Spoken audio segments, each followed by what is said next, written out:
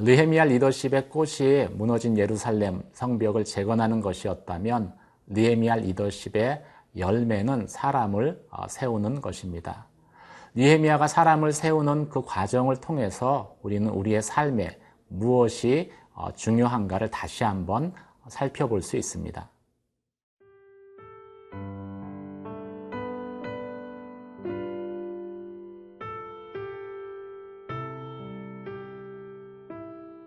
느헤미야 6장 15절에서 7장 4절 말씀입니다.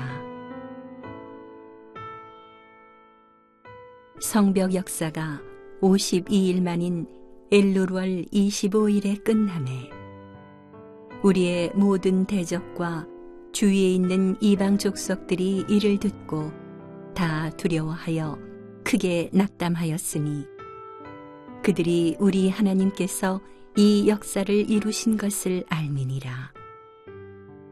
또한 그때에 유다의 귀족들이 여러 번 도비아에게 편지하였고 도비아의 편지도 그들에게 이르렀으니 도비아는 아라의 아들 스가냐의 사위가 되었고 도비아의 아들 여호하난도 베레갸의 아들 무술람의 딸을 아내로 맞이하였으므로 유다에서 그와 동맹한 자가 많으니라.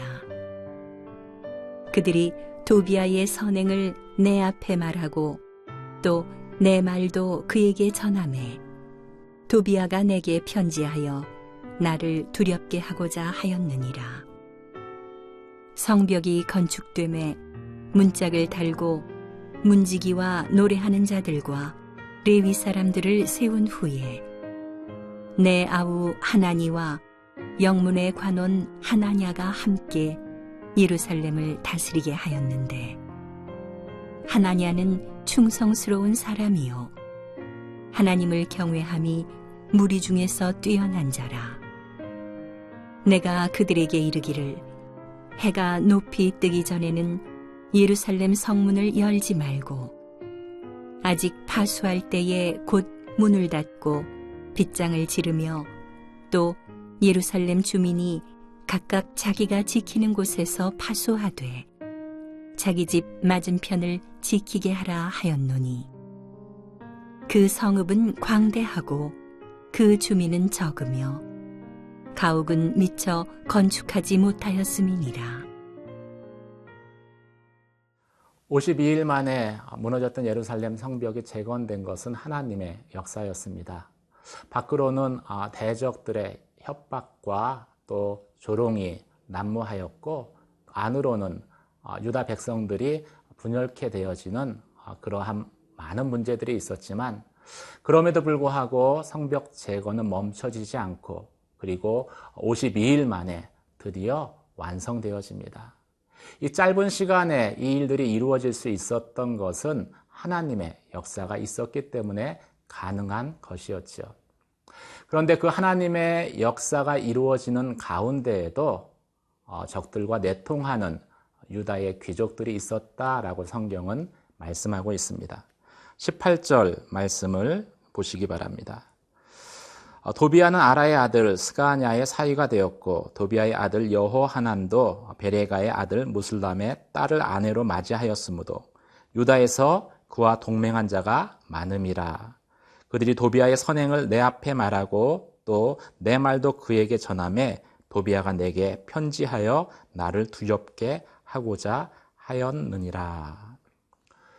도비아는 유다 사람들과의 인척 관계를 이용해서 유다의 귀족들에게 접근하였고 유다의 귀족들은 도비아와 동맹을 맺습니다. 도비아에게 충성을 맹세하고 그래서 유다 백성들 안에 진행되는 상황들을 편지를 통해서 자세히 알려주지요.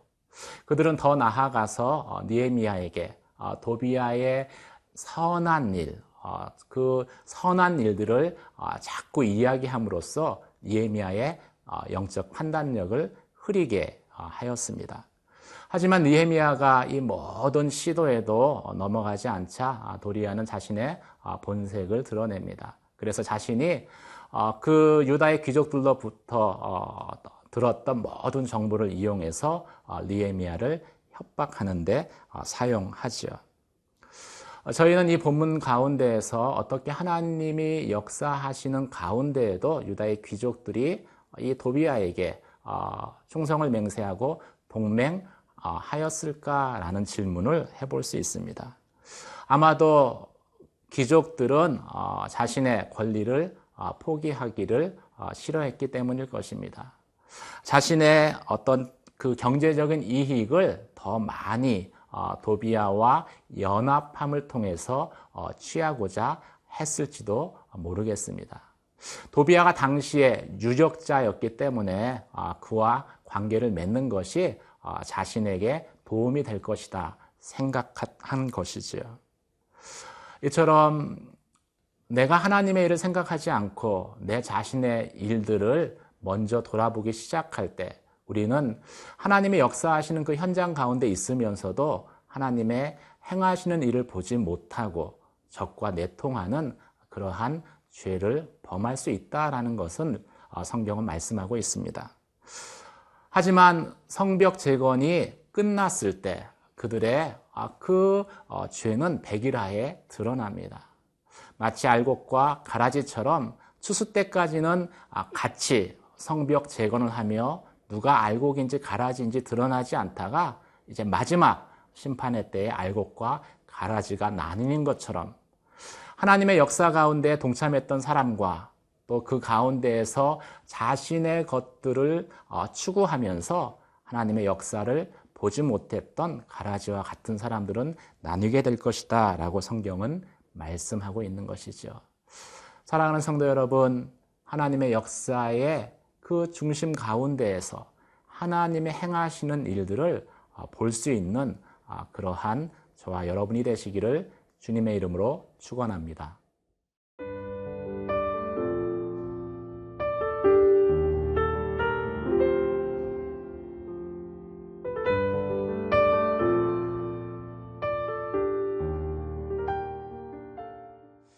아무리 훌륭한 음향 장비가 있어도 음향 기술자가 없으면 그 장비는 제대로 소용될 수 없습니다. 성벽 재건이 완성되었지만 그 성벽 안에 사람들을 배치하지 않으면 성벽은 성벽으로서의 역할을 할 수 없게 될 것입니다. 그래서 성벽 재건을 마친 느헤미야가 이어서 하는 것은 사람들을 배치하는 것이었습니다. 1절 말씀을 같이 읽도록 하겠습니다.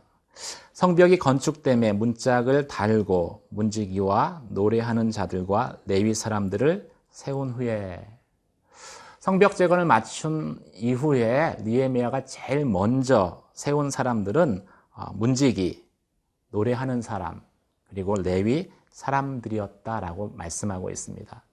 이 문지기는 성전의 문지기였을 것입니다. 레위인들이 성전의 문지기를 하고 있었죠. 노래하는 사람들은 찬양하는 사람들입니다. 레위인들 가운데 찬양하는 사람들이 있었습니다. 그리고 레위 사람을 세웠습니다. 이것은 다분히 예배하고 찬양하는 것을 최우선순위로 느헤미야가 생각하고 있었다라는 것을 저희에게 보여주는 말씀입니다. 우리의 삶에 회복된 우리의 삶 가운데 가장 첫 번째 되는 우선순위가 있다면 그것은 우리가 하나님을 예배하고 찬양하는 것이다 라고 성경은 말씀하고 있는 것이죠. 이 이후에 느헤미야는 하나니와 하나냐를 그 유다 지역의 통치자로 임명을 합니다. 하나니는 여러분 아시다시피 느헤미야에게 예루살렘 성벽이 무너진 이후에 비참한 유대인들의 실상을 느헤미야에게 알렸던 사람입니다. 하나냐는 느헤미야와 함께 성벽 재건을 지휘했었던 사람이죠. 이 두 사람들을 새로운 또 지도자로 세웁니다. 그런데 세운 이유에 대해서 그들이 충성되었고 여호와를 경외하는 사람이었다라고 성경은 말씀하고 있습니다. 충성과 하나님을 경외함이 영적 리더십을 발휘하는 좋은 밑바탕이 되었다라는 것이죠. 느헤미야 리더십은 리더십 이양을 통해서 더욱더 빛을 발하게 됩니다. 보통 선교지에서 가장 어려운 사역이 있다면 리더십 이양이다라고 선교학자들이 말합니다. 선교 사역의 1단계는 복음을 전해서 성도를 만드는 것입니다.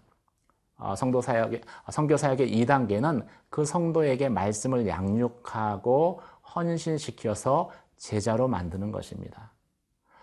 선교 사역의 3단계는 그 제자를 훈련시켜서 리더로 세우는 것입니다. 마지막 4단계가 그 리더에게 권한을 부여해서 리더십을 위임하는 것이다 라고 이야기를 합니다. 그런데 많은 선교지에서 가장 잘 되어지지 않는 게 4단계 리더십을 이양하는 것이다 라고 선교학자들은 말합니다. 그래서 서구 선교사들이 선교지를 떠나지 못하고 계속해서 사역할 수밖에 없는 상황들이 생겨난다라는 것이죠. 그런 의미에서 볼 때 느헤미야는 탁월한 리더였습니다. 리더십 이양을 잘하고 또 그 이양된 리더십에게 해야 될 일들을 분명하게 지시하고 또 구체적으로 말씀했기 때문이죠. 해가 완전히 뜰 때까지는 성문을 열지 말아라. 그리고 순번을 정해서 중요한 곳은 보초를 서게 해라. 그리고 각자의 그 집 앞에 있는 곳들은 스스로 지켜야 한다. 구체적인 일의 내용들을 알려줌으로써 세워진 리더가 자신의 일들을 잘 감당할 수 있게 하는 것이 느헤미야 리더십의 탁월함이라고 말씀할 수 있습니다. 오늘 성벽을 재건하고 사람을 세우는 과정을 통해서 하나님은 우리에게 다시 한번 우리의 삶에 가장 우선되는 것을 말씀하고 있습니다.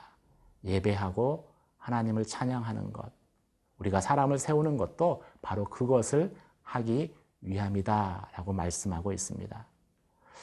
오늘 말씀을 통해서 여러분들이 진정한 예배자와 찬양하는 사람으로 나아가시기를 주님의 이름으로 축원합니다. 기도하시겠습니다. 하나님, 느헤미야가 무너진 성벽을 재건한 것처럼 한국 교회에 무너진 여러 성벽들이 재건되게 하여 주시옵소서. 예배가 살아나게 하시고 찬양이 울려 퍼지게 하시고 그리고 다음 믿음의 세대를 책임질 리더십들이 세워지게 하여 주시옵소서. 예수님 이름으로 기도드립니다. 아멘.